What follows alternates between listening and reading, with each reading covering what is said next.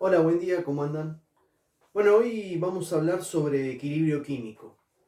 Este es un tema que es un poco largo, es complejo, no es tan sencillo, pero lo importante es entenderlo bien desde un principio. Para hablar de equilibrio químico, primero hay que decir que hay dos tipos de reacciones químicas, las reversibles y las irreversibles. Las irreversibles, con la I adelante, irreversibles, así, son aquellas que se dan en un solo sentido. Por ejemplo, la combustión. Si yo prendo fuego una madera o un combustible, la transformación ocurre hacia la formación del producto, ocurre la combustión y no hay vuelta atrás. Ese tipo de reacciones, que no son la mayoría, sino que son la minoría, no tienen posibilidad de alcanzar un estado de equilibrio, porque se dan en un solo sentido. Acá, por ejemplo, yo pongo el combustible, reacciona con el oxígeno, se me forma dióxido de carbono más agua y se me liberan los gases. Bueno, este tipo de reacciones son irreversibles, no tienen la posibilidad de alcanzar el estado de equilibrio. Pero en la mayoría de las reacciones químicas son reversibles, sin la I. Esto significa que se dan en ambos sentidos. O sea, se puede partir del producto hacia el reactivo o de los reactivos hacia los productos. Por ejemplo, este tipo de reacción donde A reacciona con B y se me forma el producto AB, pero este producto, dependiendo de cómo sean las condiciones termodinámicas de la reacción, puede volver a descomponerse para formar el reactivo. ¿Está? Siempre las reacciones reversibles se escriben con la doble flecha y eso significa que cuando reaccionan los reactivos se forma el producto o que muchas veces el producto puede descomponerse hacia el reactivo nuevamente. Aún así, este tipo de reacciones no se da de forma total, sino que siempre van a estar coexistiendo los reactivos con los productos en el mismo recipiente o reactor o lo que sea. Entonces, aclarando esa diferencia entre las reacciones reversibles e irreversibles, entonces decimos que la mayoría de las reacciones químicas son reversibles, que se pueden dar en ambos sentidos, de acuerdo a cómo varíen las condiciones termodinámicas, y por lo tanto van a alcanzar un estado de equilibrio. ¿Qué es lo que ocurre? Cuando yo pongo dos reactivos, A más B, estos reaccionan entre sí.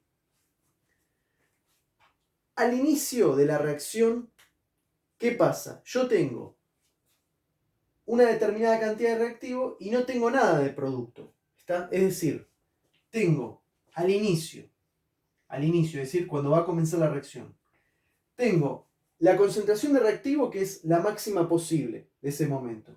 ¿Está bien? Reactivo es máxima. Y producto no es que es mínima, directamente es cero, porque no tengo nada de producto. ¿Está? Entonces yo pongo una determinada cantidad de los reactivos A y B y de producto no tengo nada, porque todavía no comenzó la reacción. Eso es, digamos, a tiempo cero se dice. A tiempo igual cero.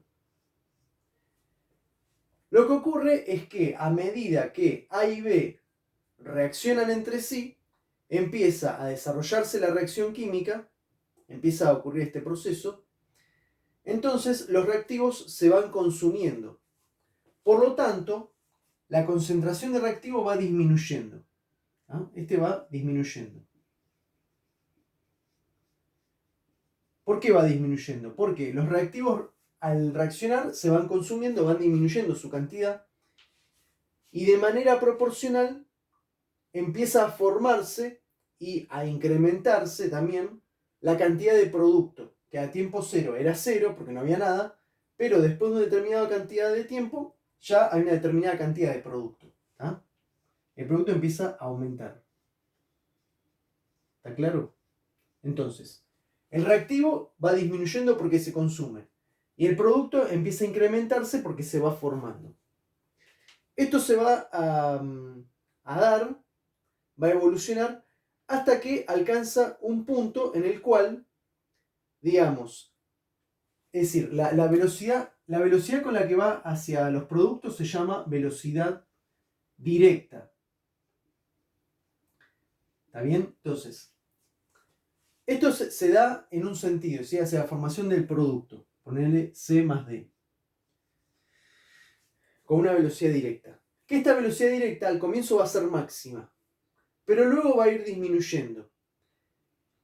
Y por otro lado, los productos van a tender también a regresar a formar los reactivos, porque es una reacción del tipo reversible. Y eso se va a dar con una velocidad que se le llama inversa o indirecta. Entonces, va a ocurrir lo siguiente. Los reactivos se van consumiendo y los productos se van formando, hasta que llega un momento en que se equilibran las cantidades, en el cual, digamos, las concentraciones de los reactivos y las concentraciones de los productos se mantienen constantes, es decir, invariables en el tiempo. Y eso es porque las velocidades son iguales, en ese momento son iguales, es decir, al principio la velocidad directa era máxima, pero luego va disminuyendo, y la velocidad inversa también se va incrementando, pero al revés. Entonces, va a llegar un momento en el cual las concentraciones de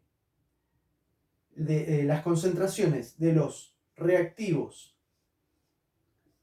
y de los productos, acá lo abrevio, productos, está abreviado esto, ¿eh? Está abreviado.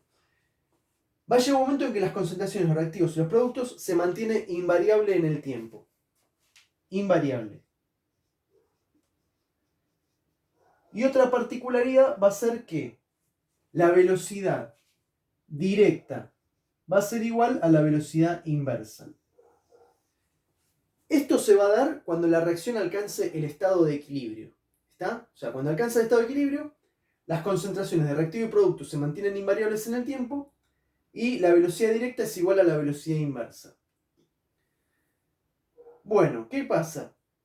Una vez que la reacción alcanzó el estado de equilibrio, si ocurre alguna perturbación en la reacción química, por ejemplo, la perturbación puede ser que varía la presión, varía la temperatura, varía las cantidades de reactivo de producto, ya sea porque se le agregó más o se le quitó, porque eso puede pasar en una reacción química. Bueno, cuando ocurre alguna de esas perturbaciones, aumento o descenso de reactivo de producto, variación de la temperatura, variación de la presión, ante esa perturbación, la reacción química va a salir del estado de equilibrio y se van a activar mecanismos que son mecanismos naturales de la química, que lo que van a hacer es intentar compensar esa perturbación, es decir, eliminar la perturbación. A ese intento por restablecer el equilibrio nuevamente, ante esta perturbación, tiene un nombre, que es el nombre del científico que lo descubrió, que se lo denomina principio de Le-Chatelier. El principio de Le-Chatelier, digamos, lo que fundamenta es que ante una perturbación en una reacción química que está en estado de equilibrio, se van a activar distintos mecanismos para intentar nuevamente compensarse la reacción y restablecerse nuevamente. Y eso lo va a hacer desplazándose hacia el lado que necesite equilibrarse. Por ejemplo, ¿no? Si a mí la reacción me queda con un desbalance en el cual tengo más reactivo que producto, lo que va a intentar la reacción es desplazarse hacia allá, hacia los productos, para volver a restablecerse. Y si me queda más producto que reactivo, lo contrario. Eso va a depender de qué factor haya sido afectado, y ahora lo vamos a estudiar bien porque eso tiene una manera de estudiarse. Bueno, entonces, por último, quiero representar esto que expliqué en gráficos. ¿Cómo se representa en gráficos? De la siguiente manera. Siempre se hace un gráfico que es las concentraciones en función del tiempo. ¿Ven? Este es el tiempo y estas son las concentraciones. Concentraciones molares.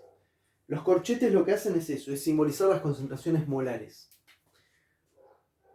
Acá voy a representar en gráficos lo que yo dije hace 2 segundos. Que los reactivos que a tiempo cero, o sea, tiempo cero sería acá, digamos, es máxima porque es el mayor nivel que van a tener en la reacción, va a estar en un determinado nivel de concentración. A medida que comienza la reacción, empieza a descender esa concentración de reactivo. ¿Por qué? Porque se empiezan a consumir, es decir, disminuye su cantidad. Por lo tanto, la concentración de reactivo a lo largo de la reacción va a ir disminuyendo. Va a ir disminuyendo hasta que alcanza una planicie. ¿Por qué? Porque lo que sucedió es que alcanzó, esto lo tengo que hacer más plano, lo que alcanzó fue un nivel determinado, en el cual ya no cambia más el reactivo. Esta sería la curva del reactivo. ¿Está bien? Está en un nivel máximo y a medida que avanza la reacción disminuye, al principio disminuye rápidamente y luego se estabiliza. Simultáneamente a eso, los productos a tiempo cero es cero, porque no hay producto todavía, está acá. Pero a medida que avance la reacción se va a empezar a ir formando, por lo tanto va a empezar a aumentar su concentración en función del tiempo. Va a empezar a aumentar, aumentar, aumentar, hasta que va a llegar un momento que se va a estabilizar nuevamente. ¿Está bien? Ahí está. Esta sería la curva de los productos. ¿Ven acá? El reactivo que tenía un nivel fue bajando hasta que se estabilizó. Y el producto fue aumentando hasta que se estabilizó. Esto significa que a partir de que las curvas de los productos y los reactivos se mantienen constantes, es decir, podría decir a partir de acá más o menos en adelante, significa que la reacción ya está en estado de equilibrio. Esto significa que la concentración de producto y de reactivo se mantienen invariables en el tiempo. Y esto sería que a nivel macroscópico, es decir, que nosotros lo vemos con nuestro ojo, ya no hay cambios que sean apreciables. Sí hay cambios a nivel microscópico, que son cambios infinitesimales, pero a nivel macro no. Entonces, esta sería la representación gráfica. ¿Y qué ocurre con las velocidades? Bueno, la velocidad directa al principio es máxima, pero luego va disminuyendo. Y la velocidad inversa al revés, al principio es cero y luego va aumentando. Hasta que llega un momento que cuando alcanza el estado de equilibrio, la velocidad directa va a ser igual a la velocidad inversa. ¿Está claro esto? Bueno, voy a grabar más videos porque voy a seguir explicando algunos conceptos más que están vinculados con el equilibrio.